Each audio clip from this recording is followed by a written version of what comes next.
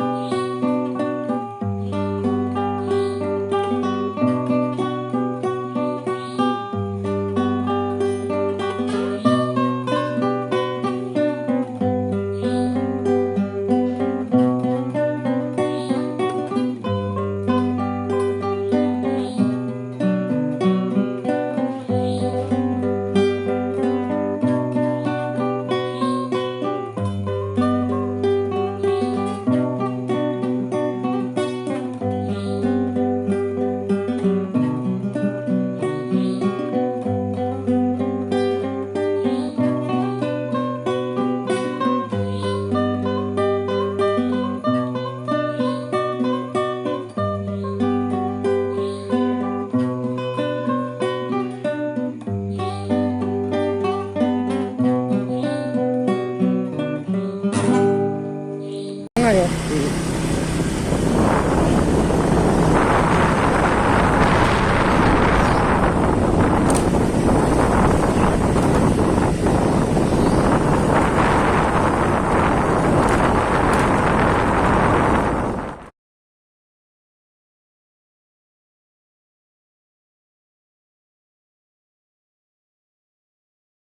Terus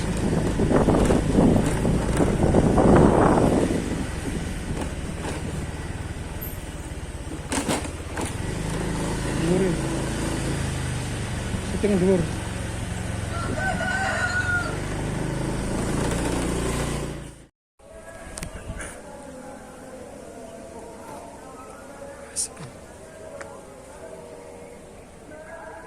Assalamualaikum warahmatullahi wabarakatuh. Selamat sore. Ini menjelang Asyar ya. Sore ini saya ada di pemakaman Sumur Songo ya. Pemakaman Sumur Songo, pemakaman yang lumayan luas. Di sini banyak sekali situs-situs ya. Wah, ini ada becak lewat ini. Nggak, Pak?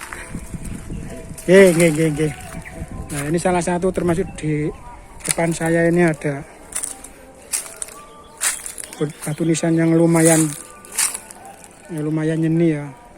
Ada gendingnya juga. Oke, kita langsung saja menuju makam Nyai Tumengkang Sari ya. Siapakah beliau nanti akan saya ceritakan.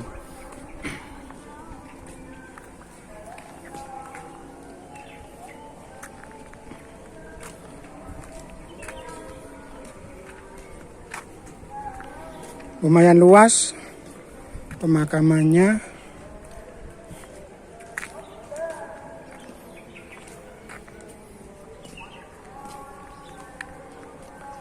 Nah, depan kita sudah terlihat cungkup makam beliau.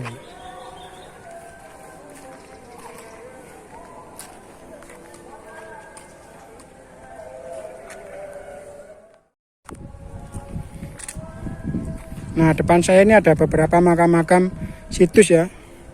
Makam-makam kuno yang lumayan besar.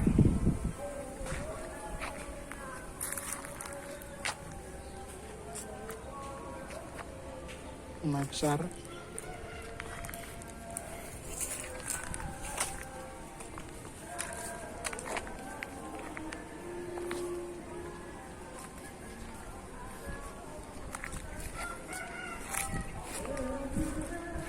Depan ini juga unik. Depan nih ada bunga kaktusnya.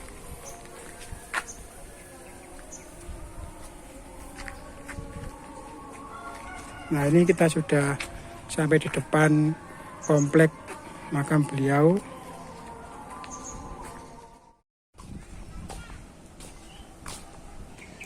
Baiklah, inilah Nyai Ageng Tumengkang Sari ya.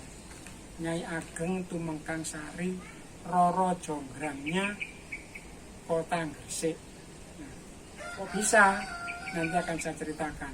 Karena kisah ini memang mirip dengan Roro Jonggrang yang ada di Prambanan. Tapi di sini ada Nyai Tumengkang Sari. Nyai Ageng Tumengkang Sari. Oke, kita masuk saja. Assalamualaikum warahmatullahi wabarakatuh.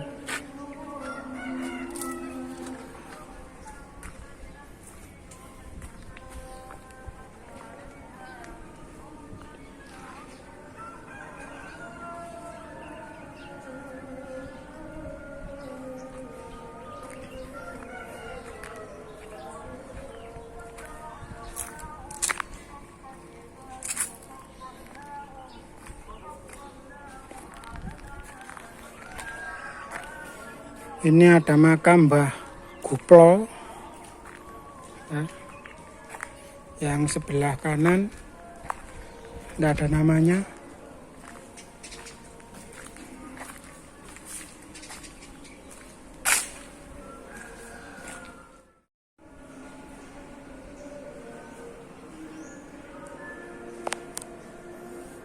Oke.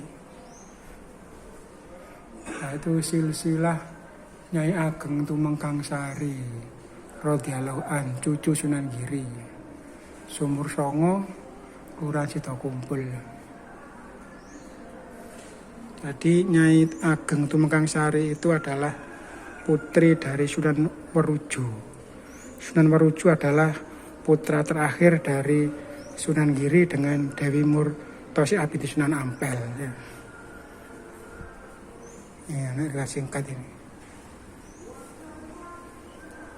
Nah, ini ada riwayat singkat.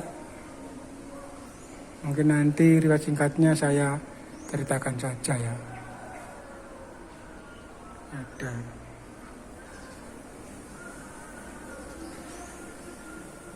makamnya sini.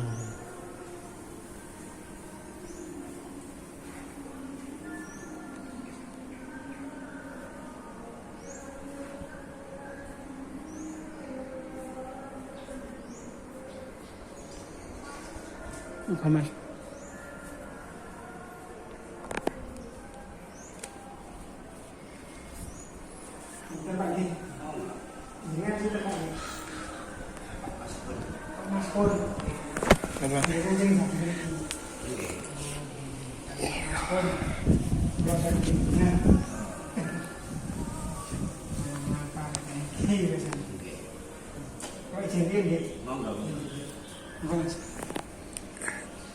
Aslinya itu perintah publik itu mitos ya Pak.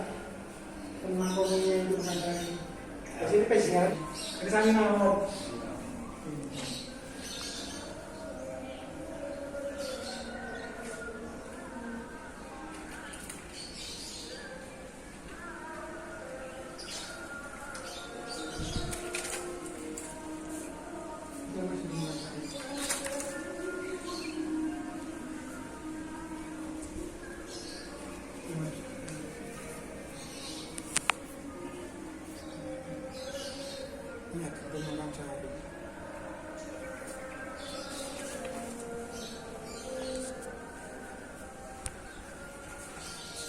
Buyut Susilowati, pembantu setianya.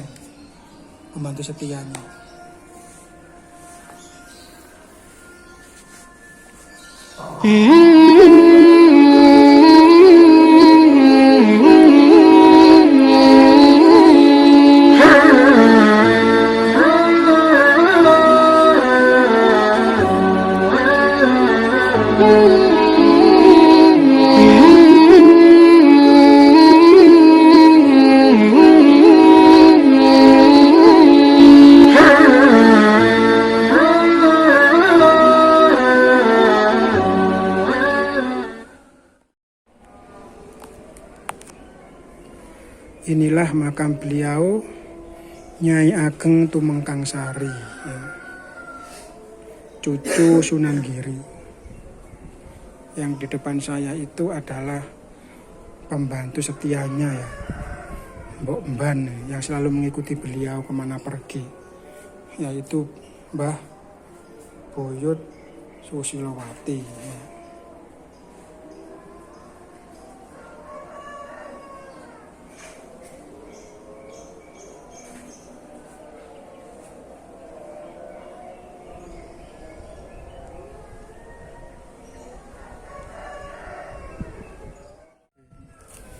Nah, di sebelah makam Mbahnya itu Tumengkang Sari ada makam lagi namanya Mbah Brojol. Beliau ini adalah seorang yang membantu Nyai Tumengkang Sari dalam meracik jamu, ya, membuat jamu. Karena Nyai Tumengkang Sari itu adalah seorang, istilahnya sekarang dukun bayi, ya. Seorang bidan atau dukun bayi yang tugasnya itu membantu orang melahirkan. Nah, di samping ini kan ada apa itu semacam kayak batu genteng, ya.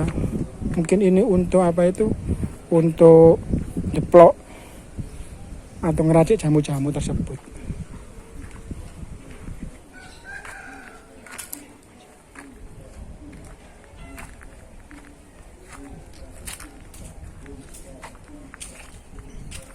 Ini aulanya bagus sekali ini, ya. Aulanya oke banget. Assalamualaikum warahmatullahi wabarakatuh. Baiklah, saya akan sedikit menceritakan tentang riwayat Nyai Tumengkang Sari. Nyai Tumengkang Sari adalah putri dari Sunan Waruju. Sedangkan Sunan Waruju sendiri adalah putra bungsu dari Mbah Sunan Giri. Berarti Nyai Tumengkang Sari adalah cucunya Sunan Giri. Ceritanya beliau ini adalah seorang yang sangat cantik, ya. Ayu rupawan, senang membantu masyarakat, ahli dalam bidang pengobatan, ya. Terutama membantu ibu-ibu yang melahirkan atau alias dukun bayi. Nah, suatu ketika ada seorang pangeran dari Kerajaan Majapahit yang mau meminangnya. Sudah lama jatuh cinta pada sang putri. Akhirnya datang ke Giri, kemudian bermaksud untuk meminangnya atau melamarnya. Nah, Nyai Tumengkang Sari kan bingung. Gimana gak bingung? Dia seorang muslim, sedangkan pangeran itu adalah beragama Hindu. Mau menerima ini berbeda agama, mau menolak takut terjadi perang, dan takut kalau pangeran tersebut malu. Akhirnya diam-diam